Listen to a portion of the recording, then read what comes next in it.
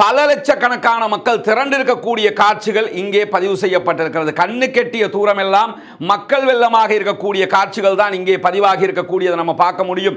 Del அவீவ்ல, இஸ்ரேலுடைய தலைநகர் del அவீவ்ல நடத்தப்பட்டிருக்கக்கூடிய ஆர்ப்பாட்டங்களுடைய காட்சிகள் தான் இவை. யுத்த நிறுத்தம் மேற்கொள்ளப்பட்ட அடுத்த கணமே இஸ்ரேலுக்குள் தேர்தல் அறிவிக்கப்பட வேண்டும் என்கிற கோரிக்கையும் இன்றைக்கு ஆர்ப்பாட்டக்காரர்களால் முன்வைக்கப்பட்டிருக்கிறது. தற்போது டாக் ஆஃப் தி டே ஆக மாறி இருக்கிறது. மிக யாருமே எதிர்பார்க்காத ஒரு தாக்குதலை இஸ்ரேல் இன்றைக்கு சந்தித்திருக்கிறது. ஜோர்தானிலும் இயங்குகிறதா என்கிற மிக முக்கியமான சந்தேகம் தற்போது எழுந்திருக்கிறது. இன்னும் ஒரு முக்கியமான செய்தி என்னவென்று சொன்னால்,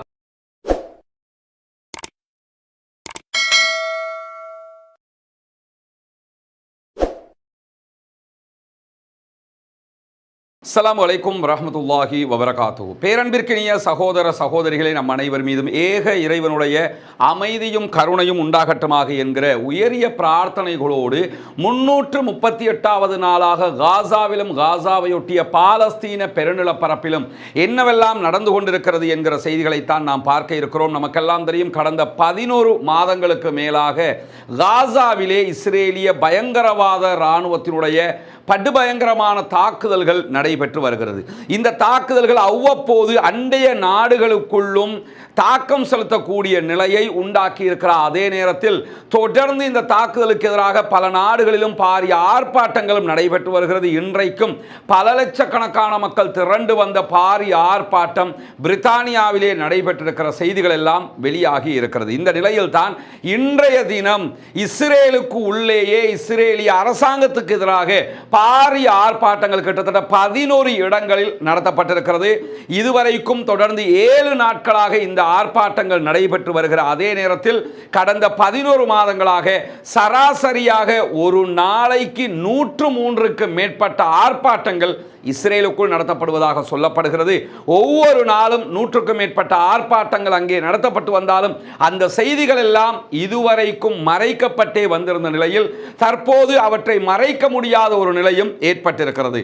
இன்றைக்கு நடந்த ஆர்ப்பாட்டத்தினுடைய காட்சிகளைத்தான் இங்கே நீங்கள் பார்க்கிறீர்கள். பல லட்சக்கணக்கான மக்கள் திரண்டிருக்கக்கூடிய காட்சிகள் இங்கே பதிவு செய்யப்பட்டிருக்கிறது. கண்ணு கெட்டிய தூரமெல்லாம் மக்கள் வெள்ளமாக இருக்கக்கூடிய காட்சிகள் தான் இங்கே பதிவாகி இருக்கக்கூடியதை நம்ம பார்க்க முடியும். டெல் அவீவ்ல, இஸ்ரேலுடைய தலைநகர் டெல் அவீவ்ல நடத்தப்பட்டிருக்கக்கூடிய ஆர்ப்பாட்டங்களுடைய காட்சிகள் தான் இவை. இஸ்ரேல் தலைநகரத்தினுடைய வரலாற்றில் ஒரே நேரத்தில் இஸ்ரேலிய அரசாங்கத்துக்கு எதிராக 7.5 லட்சம் மக்கள் ஒன்று திரண்டது இது முதல் தடவை என்று சொல்லப்படுகிற அதே நேரத்தில் இஸ்ரேலுடைய மற்ற பல நகரங்களிலும் கிட்டத்தட்ட 2 லட்சம், 3 லட்சம், 4 லட்சம் என்று பல லட்சக்கணக்கான மக்கள் இன்றைக்கு திரண்டு வந்து ஆர்ப்பாட்டத்தில் பங்கெடுத்திருக்கிறார்கள் என்கிற செய்திகள் வெளியாகி இருக்கிறது. இவர்கள் மிக முக்கியமான சில கோரிக்கைகளை முன்வைத்திருக்கிறார்கள். முதன்மை கோரிக்கையாக அவர்கள் முன்வைத்திருப்பது 11 மாதங்கள் தாண்டியும் காசாவுக்குள் நுழைந்து நாங்கள் சாதிப்போம் என்று சொன்ன எதையுமே நீங்கள் சாதிக்கவில்லை. அதாவது இஸ்ரேலிய அரசாங்கம், இஸ்ரேலிய ராணுவம் காசாவுக்குள் நுழையும் போது பாலஸ்தீன சுதந்திர போராளிகளை நாங்கள் அழிப்போம், அவர்களுடைய பங்கர்களை எல்லாம் இல்லாமலாக்குவோம், அங்கே அவர்களிடத்தில் பணைய கைதிகளாக இருக்கக்கூடிய இஸ்ரேலிய பணைய கைதிகளை உயிரோடு மீட்டு வருவோம் என்று சொன்னவர்கள் இதுவரைக்கும் அப்படி எதையும் செய்யவில்லை.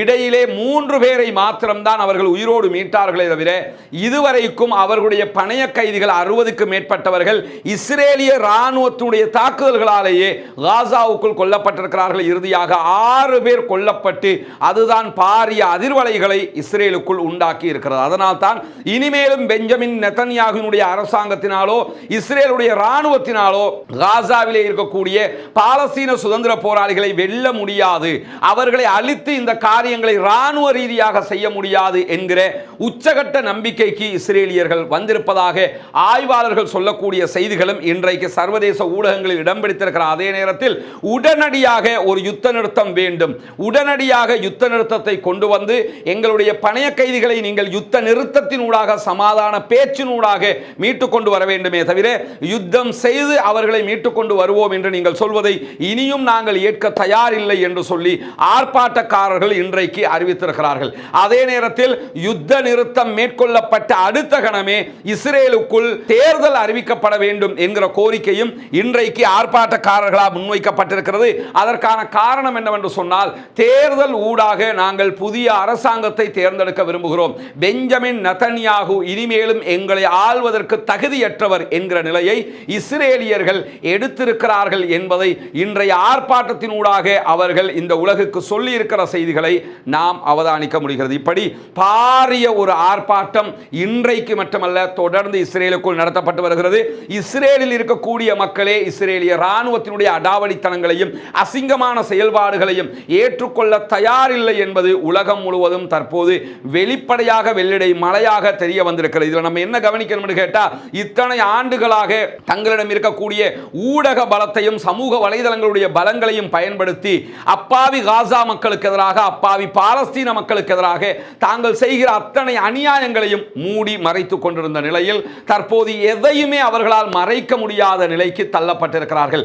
இஸ்ரேலிய வரலாற்றில் இறுதியாக நடைபெற்ற மாபெரும் புரட்சிகர ஆர்ப்பாட்டமாக பார்க்கப்பட்ட ஒரு ஆர்ப்பாட்டம் தான் இஸ்ரேலிய அரசாங்கம் தங்களுடைய திட்டங்கள் அனைத்திலும் இஸ்ரேலுடைய உயர் நீதிமன்றம் தலையிடுகிறது என்கிற காரணத்தினால் உயர் நீதிமன்றம் இனிமேல் பாராளுமன்றம் எடுக்கிற தீர்மானங்களில் தலையிட முடியாது என்ற ஒரு சட்ட திருத்தத்தை கொண்டு வந்தார்கள். அதற்கு எதிரான ஆர்ப்பாட்டங்கள் கடந்த 2 ஆண்டுகளுக்கு முன்பதாக இஸ்ரேல் தலைநகரிலே நடத்தப்பட்டிருந்தது. ஆனால் அந்த ஆர்ப்பாட்டத்தில் கூட கலந்து கொள்ளாத அளவுக்குண்டான பாரிய மக்கள் தொகை தற்போது இஸ்ரேலிலே நடைபெற்று வருகிற பாலஸ்தீன யுத்தத்தை நிறுத்த வேண்டும் என்கிற ஆர்ப்பாட்டத்தில் பங்கெடுத்திருப்பதாக சொல்லப்படுகிறது.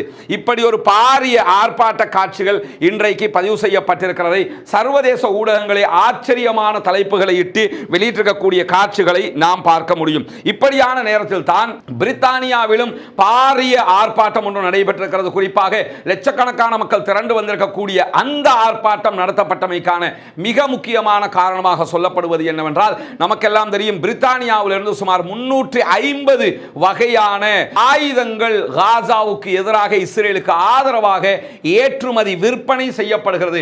கடந்த 2 வீடியோக்களை நம்ம 333 வகையான ஆயுதங்கள் என்று சொல்லியிருந்தோம். அந்த 333 வகையான ஆயுதங்கள் கிடையாது, அதை திருத்திக் கொள்கிறோம். 350 வகையான ஆயுதங்கள் ஏற்றுமதி செய்யப்படுகிற அதே நேரத்தில் 33 வகையான ஆயுதங்களுடைய ஏற்றுமதியை நாங்கள் நிறுத்துகிறோம் என்று பிரித்தானியா அறிவித்திருந்தது. ஆனால் தற்போதைய ஆர்ப்பாட்டக்காரர்கள் மீதமுள்ள அத்தனை ஆயுத ஏற்றுமதிகளையும் நீங்கள் நிறுத்த வேண்டும் என்கிற கோரிக்கையை விடுத்துத்தான் ஆர்ப்பாட்டத்திலே குதித்திருக்கிறார்கள். அதிலும் குறிப்பாக நமக்கெல்லாம் தெரியும், பிரித்தானியாவினுடைய தற்போதைய அரசாங்கம் கம்யூனிச சார்ந்த அரசாங்கமாக இருக்கிறது. கம்யூனிஸ்டுகளுடைய ஆட்சி அங்கே இருக்கிற காரணத்தினால இந்த ஆர்ப்பாட்டங்களுக்கு அவர்கள் முன்னுரிமை கொடுப்பார்கள் என்று நம்பப்படுகிறது. கம்யூனிஸ்டுகளை பொறுத்தவரையில் மக்களுடைய இது போன்ற செயல்பாடுகளுக்கு முன்னுரிமை கொடுக்கிற அதே நேரத்தில் தற்போதைய பிரித்தானியாவினுடைய அரசாங்கம் இந்த விவகாரத்தில் மிக தெளிவாக இருப்பதாக நம்பப்படுகிறது. காசாவினுடைய விவகாரத்தில் அவர்கள் எடுக்கக்கூடிய புதிய முயற்சிகள் எல்லாமே இஸ்ரேலுக்கு எதிரானதாக அமைந்திருக்கிறது. எனவே மேலும் இருக்கக்கூடிய மற்ற வகையான ஆயுத ஏற்றுமதியை அவர்கள் நிறுத்த வேண்டும் என்றுதான் ஆர்ப்பாட்டக்காரர்கள் கோரிக்கை விடுத்திருக்கிறார்கள். நிறுத்துவார்களா இல்லையா என்பதை பொறுத்திருந்து பார்ப்போம். அதே நேரத்தில் இன்றைக்கு வெளியாகி இருக்கக்கூடிய இன்னும் ஒரு முக்கியமான செய்தி என்னவென்று சொன்னால், பாலஸ்தீனத்தினுடைய பிரபல புகைப்பட கலைஞராக செயல்படக்கூடிய மஹமூது ஹம்ஸ் என்பவருக்கு சர்வதேச புகைப்பட கலைஞருக்கான மிக முக்கியமான விருது வழங்கப்பட்டிருக்கிறது. இவர்தான் முகமது ஹம்ஸ். அங்கிருக்கக்கூடிய போட்டோ ஜேர்னலிஸ்டாக இருக்கிறார். இவர் எடுத்த புகைப்படங்கள் தான் காசா விவகாரத்தில் சர்வதேச அளவிலே பாரிய தாக்கத்தை உண்டாக்கி இருக்கக்கூடிய புகைப்படங்களாக கருதப்படுகிறது. அந்த புகைப்படங்களை அவர் எடுத்திருக்கக்கூடிய மிக முக்கியமான புகைப்படங்களை இன்றைக்கு அல் ஜசீரா வெளியிட்டிருக்கிறது. இங்க நீங்க பார்க்கலாம். அவர்தான் இந்த பசியோடு இருக்கக்கூடிய மக்களுடைய துல்லியமான புகைப்படத்தை எடுத்து உலகுக்கு கொண்டு வந்து காட்டியவர். அதே நேரத்தில் கடந்த ஜனவரி மாதத்தில் காசாவுக்குள் நடைபெற்ற ஒரு திருமணம், யுத்தத்திற்கு மத்தியிலே UNRWA பாடசாலைக்குள் நடைபெற்ற ஒரு திருமணத்தினுடைய காட்சியையும் அவர் புகைப்படம் எடுத்திருந்தார். அதையும் இன்றைக்கு வெளியிட்டிருக்கிறார். அதே நேரத்தில் இந்த புகைப்படத்தையும் எடுத்தவர் அவர் என்று சொல்லப்படுகிறது. குறிப்பாக இங்க பாரிய தாக்குதல் ஒன்று நடைபெறும் போது, துல்லியமாக தாக்குதல் நடத்தப்படும் போதே அவர் இந்த புகைப்படத்தை எடுத்திருந்தார். இவர் இவற்றுக்கெல்லாம் சேர்த்துத்தான் அவருக்கான இந்த விருது வழங்கப்பட்டிருக்கக்கூடிய அதே நேரத்தில் இந்த விருது தொடர்பாக அவர் சொல்லியிருக்கக்கூடிய ஒரு முக்கியமான செய்தி இருக்கிறது. அந்த செய்தி என்னவென்று சொன்னால், கடந்த 23 ஆண்டுகளாக நான் காசாவிலே வெளிநாடுகளில் படித்ததற்கு பிறகு காசாவிலே புகைப்பட கலைஞராக செயல்பட்டு வருகிறேன். ஆனால் 23 ஆண்டுகளில் நான் பல யுத்தங்களை சந்தித்திருக்கிறேன். எந்த யுத்தத்திலும் இப்படி ஒரு அநியாயத்தை நான் பார்த்ததில்லை. எந்த யுத்தத்திலும் இப்படி ஒரு காட்சிகளை நான் புகைப்படம் எடுத்ததில்லை. மனது வலிக்கிறது என்கிறார் மஹ்மூது ஷம்ஸ். இந்த செய்திகள் இன்றைக்கு மிக முக்கியமான இடத்தை சர்வதேச அளவிலே புகைப்படத்திற்கான விருதை பெற்ற அவருடைய கருத்துக்கள் சர்வதேச பத்திரிகைகளிலும் இடம் பிடித்திருக்கிறது. ஏன்னா யாராலும் ஜீரணிக்க முடியாத ஒரு அநியாயத்தை இஸ்ரேலிய ஆக்கிரமிப்பு பயங்கரவாத ராணுவம் தற்போது காசாவுக்குள்ளும் வெஸ்ட் பேங்க் என்கிற மேற்கு கரை பகுதிகளிலும் செய்து வருகிறது என்பதை நமக்கெல்லாம் தெரியும். அதே நேரத்தில் இன்றைய தினமும் வெஸ்ட் பேங்க் என்கிற மேற்கு கரை பகுதிகளில் 35 பாலஸ்தீன அப்பாவி சகோதரர்களை கைது செய்திருக்கிறது இஸ்ரேலிய ஆக்கிரமிப்பு பயங்கரவாத ராணுவம் என்கிற நிலையில் தான் 24 மணி நேரங்களுக்குள்ளாக காசா பகுதிகளில் இஸ்ரேலிய ஆக்கிரமிப்பு பயங்கரவாத ராணுவம் நடத்தியிருக்கக்கூடிய தாக்குதல்களில் 33 பாலஸ்தீன அப்பாவிகள் கொல்லப்பட்டிருக்கிறார்கள், ஷஹீதாகி இருக்கிறார்கள். 145க்கு மேற்பட்டவர்கள் படுகாயம் அடைந்திருக்கிறார்கள் என்கிற செய்திகளும் இன்றைக்கு பதிவாகி இருக்கிறது. இப்படியான செய்திகள் எல்லாம் இன்றைக்கு தொடர்ந்து வெளிவரக்கூடிய காட்சிகளை நாம் பார்க்க முடியும். போலியோ சொட்டு மருந்து சதன் காசா பகுதிகளிலே வழங்கப்பட்டுக் கொண்டிருக்கக்கூடிய நேரத்தில் தான் அந்த சொட்டு மருந்துகள் வழங்கப்படும் போது கூட இந்த தாக்குதல்களை இஸ்ரேலிய ஆக்கிரமிப்பு பயங்கரவாத ராணுவம் நடத்தி கொண்டிருக்கிறது என்கிற செய்திகள் வெளியாகி கொண்டிருக்கிறது. இந்த நிலையில இன்றைக்கு ஒரு முக்கியமான சம்பவம் இடம்பெற்றிருக்கிறது. அந்த சம்பவம் தான் தற்போது டாக் ஆஃப் தி டே ஆக மாறி இருக்கிறது. மிக யாருமே எதிர்பார்க்காத ஒரு தாக்குதலை இஸ்ரேல் இன்றைக்கு சந்தித்திருக்கிறது.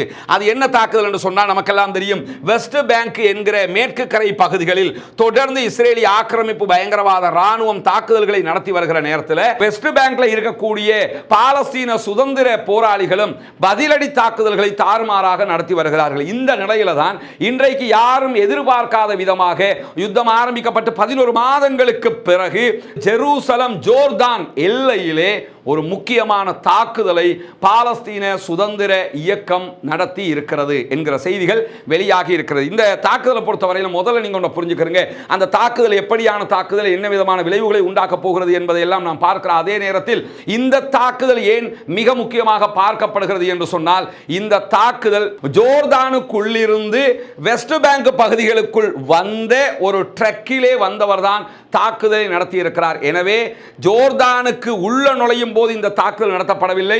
ஜோர்தானிலிருந்து வெஸ்ட் பேங்க் பகுதிகளுக்கு வரும்போது தான் தாக்குதல் நடத்தப்பட்டிருக்கிறது. இப்பொழுது எழுந்திருக்கக்கூடிய மிகப்பெரிய கேள்வி என்னவென்று சொன்னால், இத்தனை ஆண்டு காலமாக பாலஸ்தீன சுதந்திர போராளிகள் லெபனானிலே அவர்களுடைய குழுக்களை நிறுவி இருக்கிறார்கள். காசாவில் இருக்கிற மாதிரி லெபனானிலையும் அவங்க இருந்து செயல்பட்டு கொண்டிருக்கிறார்கள். அதே நேரத்தில் வெஸ்ட் பேங்க்ல இருந்தும் செயல்பட்டு கொண்டிருக்கிறார்கள். சிரியாவிலையும் அவர்களுடைய படைப்பிரிவுகள் இருக்கிறது என்பதை நாம் ஏற்கனவே சொல்லி இருக்கிறோம். இந்த நிலையில காசாவினுடைய சுதந்திர போராளிகளுடைய குழு ஜோர்தானிலும் இயங்குகிறதா என்கிற மிக முக்கியமான சந்தேகம் தற்போது எழுந்திருக்கிறது. ஏன்னா இந்த வரைபடத்தினூடாக நீங்கள் நான் என்ன சொல்லுகிறேன் என்பதை மிக துல்லியமாக புரிந்து கொள்ள முடியும். குறிப்பாக நீங்க பார்த்தீங்கன்னா இதுதான் ஜோர்தான், இஸ்ரேல், அதே போன்று பாலஸ்தீன மேப்பினுடைய காட்சிகளை தான் நீங்க இங்க பார்க்குறீங்க. இந்த பகுதியை நீங்க பார்த்தீங்கன்னு சொன்னா இந்த குறித்த பகுதி ஜோர்தானுக்கும் இஸ்ரேலுக்கும், அதாவது இது முழுவதும் பாலஸ்தீனம், ஆக்கிரமிக்கப்பட்ட இஸ்ரேல், அதே போன்று பாலஸ்தீனம் அடங்கி இருக்கக்கூடிய பகுதி தான் இது, பாலஸ்தீனம் தான் இது. அதுக்குள்ள தானே இஸ்ரேல் தன்னுடைய நாட்டை அமைச்சிருக்கிறான். அதே நேரத்தில் இந்த பகுதி முழுவதுமே ஜோர்தானாக இருக்கிறது. ஜோர்தானுக்கு அருகிலே இருக்கக்கூடிய நாடு சவுதி அரேபியா. இந்த எல்லை முடியும் போது சவுதி அரேபியா தான் ஆரம்பிக்கும். இந்த மேப்ல நீங்க பாத்தீங்கன்னு சொன்னா இந்த இடம் தான் வெஸ்ட் பேங்க் என்கிற மேற்கு கரை இருக்கக்கூடிய பகுதி. இங்கே தான் மஸ்ஜிதுல் அக்ஸா உள்ளிட்ட பல விவகாரங்களும் அடங்கி இருக்கக்கூடிய விஷயமாக இருக்கிறது. இந்த பகுதி தான் காசா, யுத்தம் நடக்கக்கூடிய காசாவினுடைய பகுதி. இந்த பகுதி 14 கிலோமீட்டர்கள் உள்ள பிலடெல்பி காரிடோர் அமைந்திருக்கக்கூடிய பகுதி. இந்த இடத்துல ரஃபா பார்டர் இருக்கிறது. இது எல்லாமே வந்து எகிப்தாக கணக்கிடப்படுகிறது. இப்படி இருக்கும்போது இந்த இடத்துல நீங்க பாத்தீங்கன்னா இது ஜோர்தான். ஜோர்தான்ல இருந்து இஸ்ரேலுக்குள்ள போகுவதற்கு இந்த இடத்துல ஒரு வழி இருக்குது. இந்த இடத்துல ஒரு வழி இருக்குது. இஸ்ரேலுக்கு தேவையான எல்லா உணவுகளையும் நமக்கு தெரியும் செங்கடல் பகுதிகளில் ஏற்கனவே ஹூதிகள் என்று தாக்குதல் நடத்தி கொண்டிருக்கிறதுனால செங்கடல் பகுதிகளில் இஸ்ரேலுக்கு தேவையான எந்த உணவுகளையும் கொண்டு செல்ல முடியாது என்கிற காரணத்தினால துபாயில கொண்டு வந்து இறக்கி துபாயில இருந்து என்ன பண்ணுவாங்கன்னு சொன்னா அபுதாபி வழியாக ரியாதுடைய ஹைவேல போட்டு ரியாது ஹைவே வழியாக அப்படியே இந்த வழியால எங்க வரும் என்று சொன்னா இஸ்ரேலுக்குள்ள அந்த உணவுகள் கொண்டு செல்லப்படுகிறது. காசாவுல சாப்பிட வழி இல்லாம மக்கள் இருக்கிறாங்க. ஆனா சவுதி அரேபியா வழியாக இஸ்ரேலுக்கு தேவையான எல்லா உணவுகளும் லேண்ட் ரூட்லயே போய் கொண்டிருக்கிறது. இப்படியான நிலையில இன்னொரு வாசல் இருக்கிறது. இந்த இடம் தான் இஸ்ரேலுக்குள்ள நுழையக்கூடிய இடமாக இருக்கிறது. இந்த இடம் தான் இஸ்ரேல் ஜோர்தான் பார்டராக இருக்கிறது.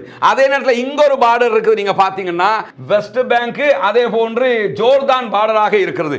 இப்போ உள்ள விஷயம் என்னன்னு சொன்னா வெஸ்ட் பேங்க்ல இருந்து வந்த வெஹிக்கிள்ல வந்தவர் அட்டாக் பண்ணல.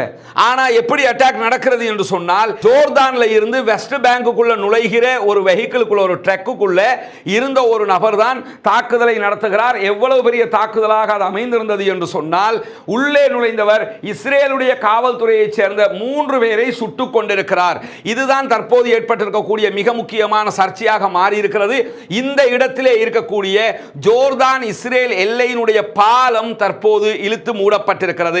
இதுதான் அந்த எல்லையில் இருக்கக்கூடிய இடத்தை தான் நீங்க பார்க்கறீங்க. தற்போது இஸ்ரேலுடைய ஃபோர்ஸஸ் அங்கே நிறைக்கப்பட்டிருக்கிறது. அதிலும் குறிப்பாக நீங்க பார்க்கலாம், இதுதான் அந்த பாலத்தை நீங்க கவனிக்கலாம். இந்த பாலத்தில் இருந்து இந்த பக்கம் இருந்து அங்கிட்டு போனாங்கன்னு சொன்னா ஜோர்தான் எல்லை, அங்க இருந்து இங்கிட்டு வந்தாங்கன்னு சொல்லி சொன்னா வெஸ்ட் பேங்க் எல்லை. இந்த வெஸ்ட் பேங்க் எல்லையில வைத்து தான் தற்போது இந்த தாக்குதல் நடத்தப்பட்டிருக்கிறது. இப்போ உள்ள பிரச்சனை என்னன்னு சொன்னா வெஸ்ட் பேங்க்ல இருந்து ஜோர்தானுக்கு போகிற வழியில ஜோர்தான் எல்லையில வைத்து தாக்குதல் நடத்தி இருந்தால் பிரச்சனை இல்லை. ஜோர்தான்ல இருந்து வெஸ்ட் பேங்குக்குள்ள வந்தவர் தான் தாக்குதல் நடத்தி இருக்கிறார். எனவே ஜோர்தானுக்குள் அங்கே பாலஸ்தீனத்துடைய சுதந்திர பிரிவினுடைய ஆயுத பிரிவினுடைய ஒரு குழு இயங்குகிறது என்கிற சந்தேகம் தற்போது வலுத்திருக்கிறது.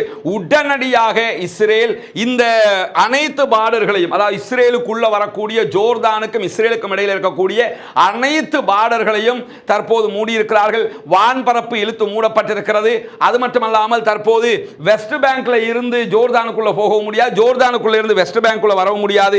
அனைத்து எல்லைகளும் தற்போது மூடப்பட்டிருக்கிறது என்கிற செய்திகளை அவர்கள் தற்போது அறிவித்திருக்கிறார்கள். இந்த நேரத்தில் இந்த தாக்குதல் தொடர்பாக பாலஸ்தீன சுதந்திர ராணுவம், பாலஸ்தீனத்தினுடைய காசாவினுடைய ஆளும் அரசாங்கம் அறிக்கை ஒன்றை எடுத்திருக்கிறது. அந்த அறிக்கையில் அவங்க என்ன சொல்லியிருக்கிறாங்கன்னு சொன்னா, கிங் ஹுசைன் பாலத்தின் மீதான தாக்குதல், இஸ்ரேலை நாடாகவே அங்கீகரித்திருக்கக்கூடிய ஒரு நாடு தான் ஜோர்தான். அப்படி இருக்கும்போது கிங் ஹுசைன் பிரிட்ஜில் தான் இந்த தாக்குதல் நடந்திருக்கிறது. இந்த தாக்குதல் இஸ்ரேலிய ஆக்கிரமிப்பு பயங்கரவாத ராணுவத்தினுடைய குற்றங்களுக்கு பதிலடி தாக்குதல் என்று சொல்லி இருக்கிறது பாலஸ்தீன சுதந்திர இயக்கம் என்கிற செய்திகளும் இன்றைக்கு வெளியாகி இருக்கிற. அதே நேரத்தில் நமக்கெல்லாம் தெரியும், பாலஸ்தீனத்துக்குள்ள காசாவிலையும் சரி வெஸ்ட் பேங்க்லையும் சரி விமான போக்குவரத்து கிடையாது. அங்கே ஏர்போர்ட் கிடையாது. வான்வழியாக எந்த ஒரு போக்குவரத்தையும் அவர்களால் செய்ய முடியாத நேரத்தில் இந்த லேன் ரூட் மாத்திரம் தான் இருக்கிறது. அந்த லேன் ரூடும் தற்போது மறைக்கப்பட்டிருக்கிறது, தற்போது இடைநிறுத்தப்பட்டிருக்கிறது, மூடு விழா கண்டிருக்கிறது. குறிப்பாக இந்த பாலத்தால கிங் ஹுசைன் பிரிட்ஜால மட்டும் ஒரு நாளைக்கு 2500க்கும் மேற்பட்டவர்கள் போய் வந்து கொண்டிருப்பாங்களாம். ஜோர்தானுக்குள்ள போவாங்க, ஜோர்தான்ல இருந்து வெஸ்ட் பேங்குக்குள்ள வருவாங்க. இப்போ உள்ள விஷயம் என்னன்னு கேட்டா, இந்த பாலம் மூடப்பட்டிருக்கிறதுனால வெஸ்ட் பேங்க்ல இருந்து ஜோர்தானுக்குள்ள போனவங்களுக்கும் ஜோர்தான்ல இருந்து வெஸ்ட் பேங்குக்குள்ள வந்தவங்களுக்கும் திரும்ப ரிட்டர்ன் போக முடியாத ஒரு நிலை இருக்கிறது.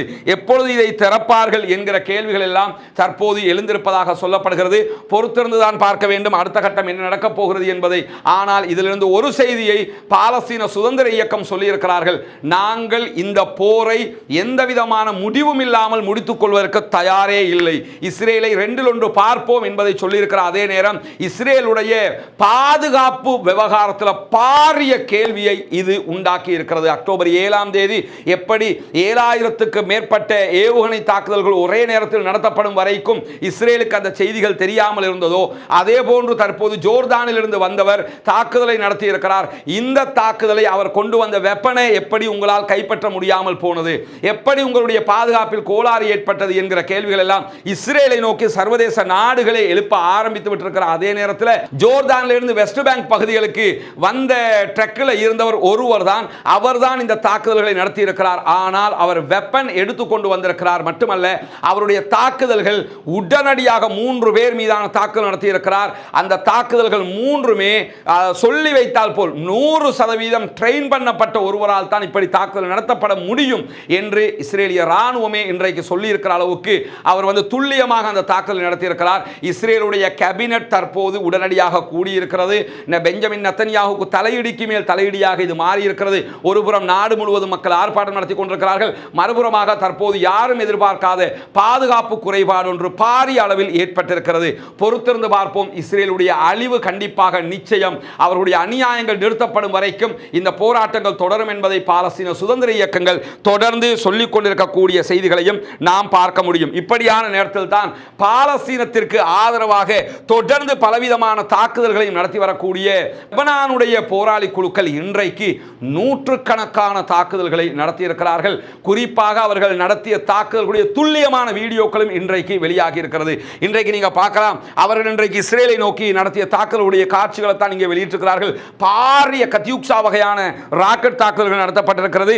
இஸ்ரேலிய ராணுவ வானொலியை, ராணுவ ரேடியோவை இன்றைக்கு வெளியிட்டிருக்கக்கூடிய தகவல்களில் வடக்கு இஸ்ரேல் மீது 100க்கு மேற்பட்ட கத்யூக்ஷா வகையான ராக்கெட் தாக்குதல்கள் நடத்தப்பட்டிருப்பதாக சொல்லியிருக்கிறார்கள். இரண்டாம் உலக மகா யுத்தத்தின் போது சோவியத் யூனியனால் உருவாக்கப்பட்ட ராக்கெட் தான் கத்யூக்ஷா வகையான ராக்கெட்டுகள். அதனுடைய தொழில்நுட்பத்தை கொண்டு தற்போது அட்வான்ஸான ராக்கெட்டுகளை ஈரான் தயாரித்திருக்கிறது. அந்த ராக்கெட்டுகளை தான் லெபனானுடைய போராளி குழுக்கள் பயன்படுத்தி வருகிறார்கள் என்கிற செய்திகளும் தொடர்ந்து நம்ம சொல்லிக் கொண்டிருக்கக்கூடிய நேரத்தில் தான் இன்றைக்கு 100க்கு மேற்பட்ட இந்த ராக்கெட் தாக்குதல்களை இன்றைக்கு இஸ்ரேலை நோக்கி அவர்கள் நடத்தி இருக்கிறார்கள். அது மட்டுமல்லாமல் கிரியாத் ஷெமோனாவில் இருக்கக்கூடிய ஒரு பாரிய கட்டிடத்தை முற்றுமுழுதாக அழித்திருக்கிறார்கள் என்கிற செய்திகளும் வெளியாகி இருக்கிற அதே நேரத்தில் கிரியாத் ஷெமோனாவில் இருக்கக்கூடிய இஸ்ரேலுடைய ராணுவ தளங்களும் இன்றைக்கு இலக்கு வைக்கப்பட்டிருப்பதாக லெபனானுடைய போராளி குழுக்கள் அறிவித்திருக்கிறார்கள். அதே நேரத்தில் இந்த தாக்குதல்களுக்கு காரணமாக அவங்க என்ன சொல்றாங்கன்னா, துணை மருத்துவ பணியாளர்கள் மீதான இஸ்ரேலுடைய தாக்குதல்களுக்கு பதிலடியாகத்தான் இந்த தாக்குதல்களை நாங்கள் நடத்துகிறோம் என்று சொல்கிறார்கள்.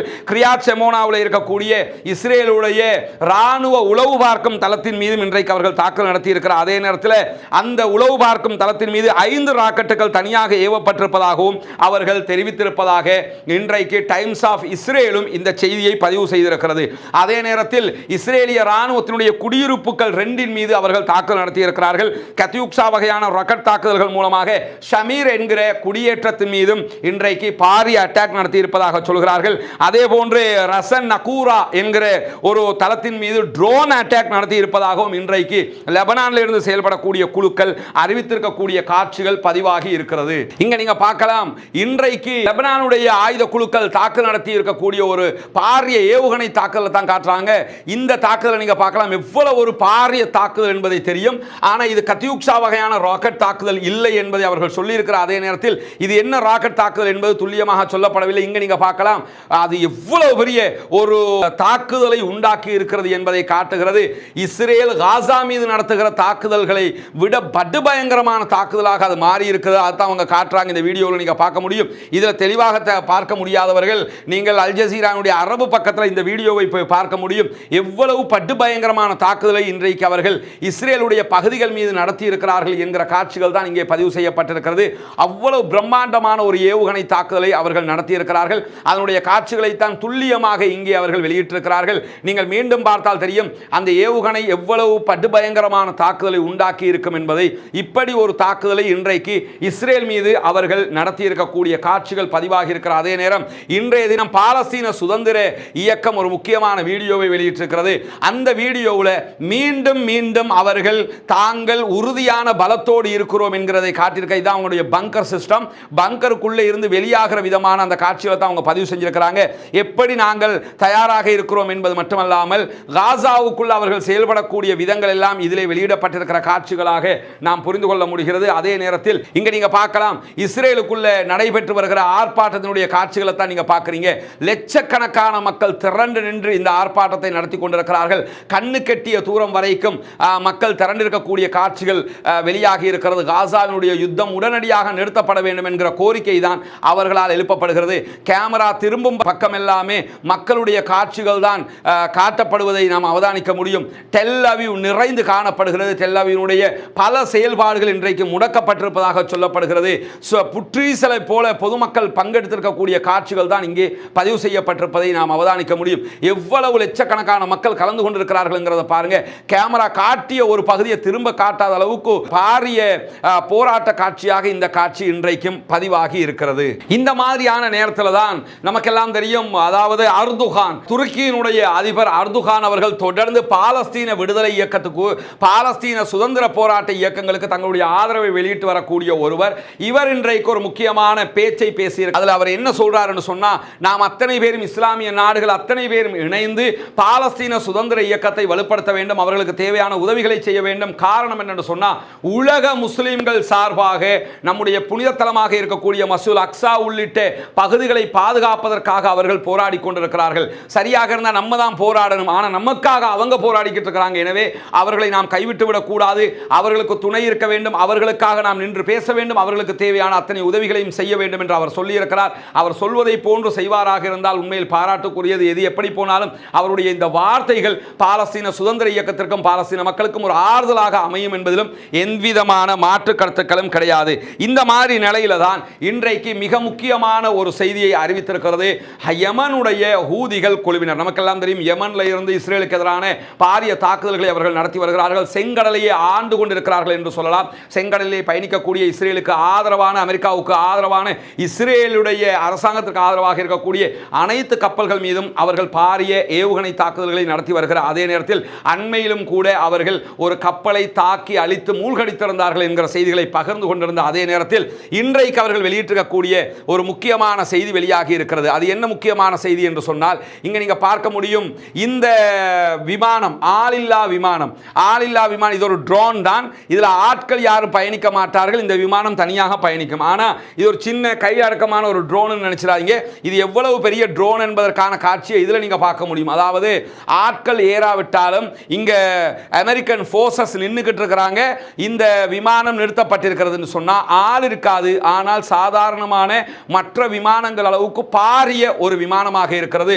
சுமார் 30 மில்லியன் டாலர்கள் செலவழித்து உருவாக்கப்படக்கூடிய ஒரு விமானம் என்று சொல்லப்படுகிறது. MQ-9 ரிப்பர் விமானம் என்று இதுக்கு சொல்லுவாங்க. ஆளில்லா விமானம். 30 மில்லியன் டாலர்கள் இதற்கு செலவழிக்கப்படும். துல்லியமாக கண்காணித்து தாக்குதல் நடத்தக்கூடிய ஒரு விமானம். இந்த விமானத்தை இன்றைக்கு யமனுக்குள்ள அமெரிக்க படைகள் அனுப்பியிருந்த நேரத்தில் யமன்ல இருக்கக்கூடிய ஹூதிகளுடைய படைப்பிரிவு அதை அலேக்காக அப்படியே கீழே இறக்கி கைப்பற்றி இருக்கிறார்கள். அது மட்டுமல்லாம இது தொடர்பாக நாங்கள் கைப்பற்றி இருக்கிறோம் என்கிற செய்திகளை யஹியா சாரி அறிவித்திருப்பது மட்டுமல்லாமல், யஹியா சாரியோடு சேர்த்து இன்றைக்கு யமனுடைய உச்ச புரட்சி குழுவினுடைய தலைவராக அறியப்படுகிற முகமது அலி அல் ஹூதி என்கிறவர் ஒரு முக்கியமான அறிவித்தலை எடுத்திருக்கிறார். அந்த அறிவிப்பில் அவர் என்ன சொல்றாருன்னு சொன்னா, யமனுடைய வான் பாதுகாப்பு படையினர் அமெரிக்காவினுடைய இது போன்ற ட்ரோன்களை வறுத்தெடுக்கிறதுக்கு ரொம்ப ரெடியா இருக்கிறாங்கன்னு சொல்லிட்டு இந்த MQ-9 வகையான ட்ரோன்களை தொடர்ந்து நீங்க எங்களை கண்காணிப்பதற்காகவும் எங்கள் மீது தாக்குதல் நடத்துவதற்காகவும் அனுப்பி வைக்க வேண்டும் என்று அன்பாக கேட்டுக்கொள்கிறேன் என்று சொல்லி கிண்டலாக ஒரு அறிவிப்பை விடுத்திருக்கிறார். காரணம் என்னன்னு சொன்னா, நீங்க நினைச்சுக்கிட்டு இருக்கிறீங்க உலகத்தில் நீங்க மட்டும்தான் டெக்னாலஜியில் வளர்ந்திருக்கிறீங்கன்னு. எங்களை பத்தி உங்களுக்கு தெரியவே தெரியாது. உங்களுடைய 30 மில்லியன் டாலர் பெறுமதியான இவ்வளவு பிரம்மாண்டமான ஒரு விமானத்தை நாங்க கீழே இது முதல் தடவை அல்ல. MQ-9 ரிப்பர் வகையான ஆளில்லா விமானங்கள் இத்தோடு அவங்க 7வது விமானத்தை தரையிறக்கி இருக்கிறார்கள். இந்த ஒவ்வொரு விமானமும் அவ்வளவு பாரிய பொருட்செலவோடு தயாரிக்கப்படுகிற விமானம். 30 மில்லியன்னா எவ்வளவு வரும் என்பதை இலங்கை இந்திய மக்கள் ருபீஸ்ல கணக்கிட்டு பார்த்தீங்கன்னா தலையில கை வைக்கிற அளவுக்கு உண்டான ஒரு பாரிய செலவுல தான் இந்த ஒவ்வொரு விமானங்களும் தயாரிக்கப்படுகிறது. அதுல 7 விமானங்களை இதுவரைக்கும் தரையிறக்கி இருக்கிறார்கள்னா சுட்டு வீழ்த்தி அழிச்சிருக்கு. சுட்டு வீழ்த்தி அழிச்சது அது தனியா இருக்குது. அப்படியே மொத்தமாக இறக்கினது இருக்குல்ல, அதுல 7 விமானங்களை இதுவரைக்கும் இறக்கி இருக்கிறார்கள். அந்த சுட்டு வீழ்த்துறதுங்கிறது ஆயுதத்தை வச்சு சுட்டு வீழ்த்திடுவாங்க. தரை இறக்குறதுங்கிறது சும்மா இருக்க முடியாது. டெக்னாலஜி, அவங்களோட டெக்னாலஜியை குறுக்கு மறைச்சி தான் அவங்க தரை இருக்க வேண்டும். அப்படி பெரிய அளவில் டெக்னாலஜியை பயன்படுத்தி இவர்கள் செய்திருக்கிறார்கள் என்பது அமெரிக்காவையே உண்மையிலே ஆச்சரியப்படுத்தும் என்பதிலே எந்த மாற்று கருத்தும் இருக்க முடியாது. இப்படியான ஒரு பாரிய வேலையும் இன்றைக்கு ஹூதிகள் செய்திருக்கிறார்கள் என்கிற செய்திகளும் இன்றைக்கு வெளியாக இருக்கிறது. எனவே பாலஸ்தீன மக்களுக்கான இணைப்பாகத்தான் இதை அவர்களும் செய்து வருகிறார்கள். பாலஸ்தீன மக்கள் சுதந்திரம் பெற வேண்டும், பாலஸ்தீன மக்கள் வெற்றி அடைய வேண்டும், பாலஸ்தீன மக்களுக்கு நிம்மதி கிடைக்க வேண்டும் என்பதுதான் அனைவருடைய எதிர்பார்ப்பாக இருக்கிறது. மனிதநேயம் மிக்க அத்தனை மக்களும் அதற்காகத்தான் போராட்டங்களை நடத்தி வருகிறார்கள். எனவே ஒவ்வொரு தொழுகைகளிலும் பாலஸ்தீன மக்களுக்காக அல்லாஹ்விடத்தில் பிரார்த்தனை செய்ய மறந்து விடாதீர்கள். ஜனநாயக ரீதியாக அந்த மக்களுக்காக குரல் எழுப்ப மறந்து விடாதீர்கள். ஜனநாயக ரீதியாக அந்த மக்களுக்காக குரல் எழுப்புவதோடு பயங்கரவாதம் ஒழிய வேண்டும், தீவிரவாதம் இல்லாதொழிக்கப்பட வேண்டும், இஸ்ரேலிய ஆக்கிரமிப்பு பயங்கரவாதம் இல்லாதொழிக்கப்பட்டு அமைதியான பூவுலகு திரும்ப வேண்டும் என்கிற கோரிக்கைகளோடு முடித்துக் கொள்கிறேன். வாஹ்ரு தஅவானா அல்ஹம்துலில்லாஹி ரப்பில் ஆலமீன்.